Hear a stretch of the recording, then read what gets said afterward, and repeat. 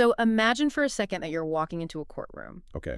And like your livelihood, your savings, maybe even your physical freedom is just entirely on the line. That is a terrifying thought right out of the gate. Right. Your palms are sweating. You look up at the bench, expecting to see a human judge, someone who has actually read your case file, who understands the nuances of your life. Someone who feels the gravity of what they're about to decide. Exactly. But instead, you realize the legal brief arguing against you was written entirely by an algorithm. Oh, wow. And it gets worse. The judgment itself might just be a statistical prediction spat out by a machine learning model. So ask yourself, how confident do you feel in the concept of justice in that exact moment? I mean, honestly, not confident at all. It's a genuinely chilling scenario when framed that way. Yeah. Because it just strips away the human element of judgment that we totally rely on. I mean, we expect our legal system to be built on logic, obviously, but also on human empathy, context, and a sense of moral weight. And that tension, between a cold, hard data and the deeply human concept of justice, that's exactly what we are exploring today in this deep dive. Yeah, and it's such a massive topic. It really is. So we're looking at a fascinating video we found from a YouTube channel called AI-swers. Now, we aren't affiliated with them at all, but their premise provides just a brilliant framework for this. It really does. They basically take these massive, thorny ethical dilemmas and they feed them to 6 of the most prominent AI models out there. Right, so we're talking ChatGPT, Gemini, Claude, DeepSeek, Llama, and Grok. Yeah, they put these systems in a virtual room to compare how they reason through impossible questions. It's such a clever way to audit these models because you're not asking them for a recipe or a coding script. You're asking them to navigate human morality. Exactly. And the prompt they use for this specific video sits right at the intersection of my world, which is, AI systems, LLM reasoning, algorithmic governance, and your world, which is law, human rights, and public trust. So the prompt was basically this. As AI legal systems become increasingly capable of analyzing contracts and, predicting case outcomes, do the benefits of AI-powered legal systems outweigh the risks for the future of justice? And what's fascinating here is the initial takeaway. It feels almost like a coordinated corporate PR response. Oh, totally. Every single one of those 6 models came to the fundamental conclusion that the benefits actually do outweigh the risks. Which I found highly suspicious, honestly. I mean, it feels a bit like asking a calculator if we should teach math. Right.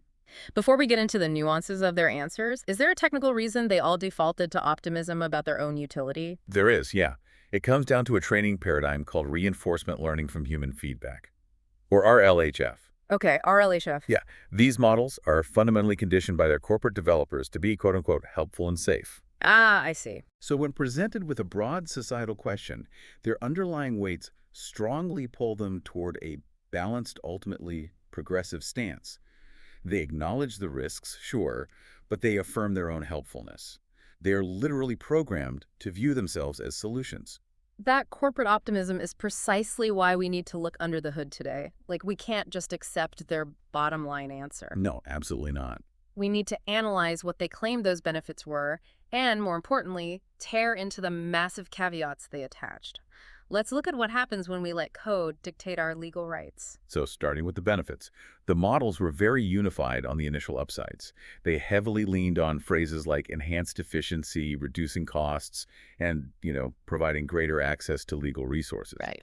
They are painting a picture of an AI-driven system that really helps underserved populations. And from a strictly legal perspective, I have to admit that specific argument carries a lot of weight. Really? How so? Well, think about it. The legal system today, it basically operates like an exclusive, incredibly expensive VIP club. Yeah, that's true. If you have the money, the velvet rope is pulled back, right? You get a team of highly educated professionals navigating the labyrinth for you. And if you don't...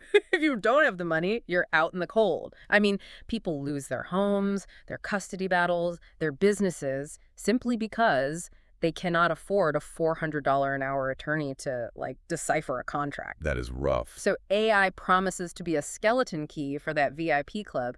It democratizes access. But the mechanics of how they achieve that accessibility, that is where things get really complicated. Okay, unpack that for me. Well, the models frequently referenced their ability to process vast legal databases quickly. And to understand how they do that, we need to look at a technique called Retrieval-Augmented Generation. Or array. I keep hearing about RAG in legal tech circles. As I understand it, that is basically like forcing the AI to look at an open textbook instead of guessing an answer from its own internal memory. That's a great way to put it, yeah.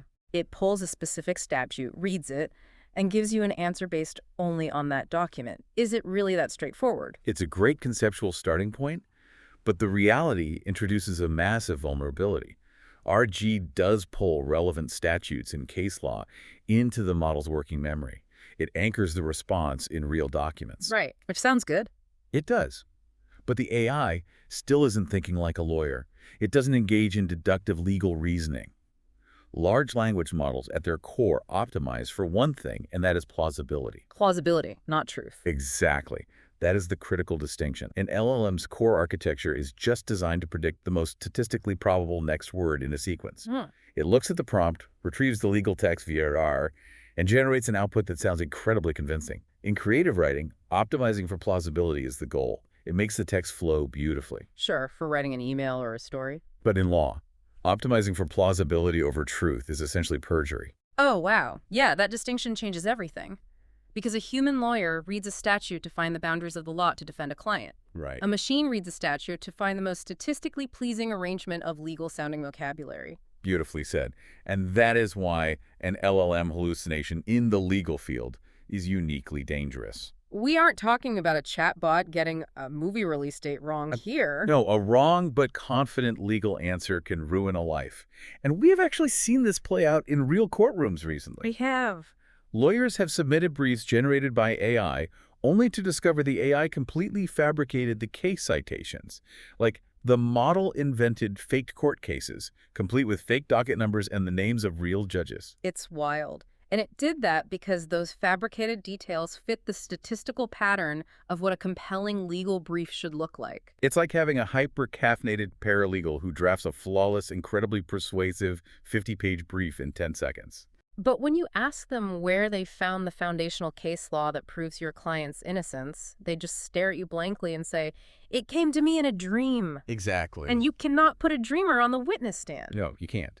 And what's interesting is the models themselves seem to recognize this limitation, though they express it differently depending on their architecture. Yeah, let's talk about that. Because when you look closely at the AI-swers video, the consensus breaks down into some fascinating nuances based on how each model was trained. Definitely. Take Claude, for instance. Yeah, Claude took a distinctly rights-focused approach, didn't it? It spent significant time warning about due process and human rights violations. It felt much more cautious about autonomous decision-making. That is a direct result of Claude's constitutional AI training. It basically bakes specific human rights declarations and ethical boundaries deep into its core logic. Oh, interesting. Yeah, it's structurally designed to refuse actions that might infringe on civil liberties. Now, compare that to Grok. Right. Grok is known for having far fewer filters. Exactly. Yeah. Grok was far more blunt about the raw statistical reality. It highlighted data efficiency, sure, but it openly pointed out the severe risks of unauditable algorithms making cold calculations. And then you had Llama, which represents the open source perspective. Llama highlighted data privacy issues, which totally makes sense. Yeah, because open source models are often downloaded and run locally by law firms, specifically to keep sensitive client data off the cloud. Right, and ChatGPT and Gemini, they took more of an institutional view, I thought, focusing heavily on how courts and law firms could streamline operations, provided they implement proper guardrails. But despite those different flavors, every single model converged on a specific set of warnings regarding bias and opacity. They all demanded algorithmic transparency and warned about data-driven prejudices. Okay, let's unpack this bias thing, because one of the models suggested that AI could actually reduce human bias by eliminating factors like fatigue. The classic hungry judge argument. Exactly. The argument is that a human judge might hand down a harsher sentence right before lunch simply because they are hungry and tired. And an algorithm never gets hungry, so supposedly it is more impartial. A machine doesn't suffer from low blood sugar? No. But that doesn't mean it operates without bias. Not at all. Replacing a fatigued human judge with a machine just sanitizes the bias. How so? It takes centuries of historical prejudice, racial disparities in policing, systemic economic inequalities, And it just bakes all of that historical data into an impenetrable algorithm. Right. If the data you feed the AI shows that certain demographics are historically arrested more often, the pattern matching AI will predict that those demographics are a higher statistical risk. It launders human bias through a machine and presents it as objective math. Which introduces the black box problem. In computer science, we often talk about decisions being made by a series of weighted vectors in a neural network. Okay, wait, let's define that. Because weighted vectors sounds like a concept that belongs in a physics lab, not a courtroom. Fair enough. How does that compare to how a human judge makes a decision? Well, when a human judge looks at a case, they weigh the evidence. Fingerprints at the scene carry a heavy weight. Hearsay from a distant witness carries a very light weight. Right. And the judge writes an opinion explaining exactly how much weight they gave to each piece of evidence. Exactly. A neural network also weighs data to predict an outcome, assigning mathematical values or vectors to millions of different parameters. But those weights shift and adjust autonomously during training. Oh, By the time the model spits out a decision, those billions of mathematical weights are so complex that even the engineers who built the AI cannot trace the exact path the machine took to arrive at its answer. So the listener really needs to think about this. That is terrifying in a legal context. If you are standing in front of a human judge and they exhibit bias, you have mechanisms to fight back. You can appeal. Yes, you can appeal their reasoning. You can point to logical flaws in their written opinion. You can argue they misapplied the law. But how do you cross-examine an algorithm? You can't put a line of code on the witness stand and ask it why it denied your parole. No, you can't. And that inability to cross-examine the machine is why the technical community and the models in the video keep emphasizing explainable AI, or XAI. Right. Explainability is not just a tech buzzword to throw around at conferences. In high-stakes domains like law, it is a fundamental, non-negotiable requirement. So what does true explainable AI look like in practice? Like, how do you force a black box to show its work? It requires completely different system architecture. We cannot accept a naked final output. A legal AI needs robust audit logs and confidence scoring. Okay, give me an example. It shouldn't just say, this contract is invalid. It needs to output, I am 82% confident this contract is invalid based on Section 4, Paragraph 2 of this specific statute, and here's the verifiable link to the source document. It must map its internal logic back to human evidence. If an AI system cannot explain its reasoning in a way that a human lawyer can instantly verify, it has absolutely no business operating in a legal environment. This brings us to the ultimate safety net. We've discussed the raw power of these tools to open up access, and we've discussed their fatal flaws, the plausibility trap, the laundered bias, the black box. Yeah. To bridge this gap safely, every single model in the AI-swers experiment proposed the exact same fail-safe, human oversight. Yes. If we connect this to the bigger picture, they advocated for what system architects call a human-in-the-loop design. Human in the loop. Right. AI should never be an autonomous decision-maker in matters involving rights, freedom, or liability. It is a decision support system. It's the paralegal. Exactly. Yeah. It can draft the analysis, highlight precedents, flag inconsistencies at blinding speed. But a qualified human professional must interpret the context, verify the citations, and make the final call. The human is the circuit breaker. But that concept leads us directly to a massive accountability dilemma. I know where you're going with this. Let's say a law firm uses a human-in-the-loop system. An attorney uses an AI to draft a complex merger agreement. The AI hallucinated a tiny, statistically plausible but legally disastrous clause. Oh. The lawyer is rushed, relies too heavily on the tech, and misses the error. They sign off. The client loses millions of dollars. Who is accountable? That is probably the most heavily debated question in AI governance today. Is it the developer who coded the LLM? Is it the massive tech corporation that deployed it? Or is it the lawyer who used it? See, in the legal profession, this is an open and shut case. We have a concept called the duty of competence. Right. If you are a lawyer, you are ethically and legally bound to provide competent representation. If you farm your thinking out to an algorithm and you don't verify its work, you have failed your duty. You can't blame the machine? Exactly. You cannot walk into a courtroom or a malpractice hearing and say, well, the computer made me do it. The accountability rests unequivocally with the human deployer. You sign your name to the brief, you own the consequences. I mean, I have to push back on that application of liability a little bit. Really? Yeah, because that framework assumes the AI is just a simple tool, like a calculator.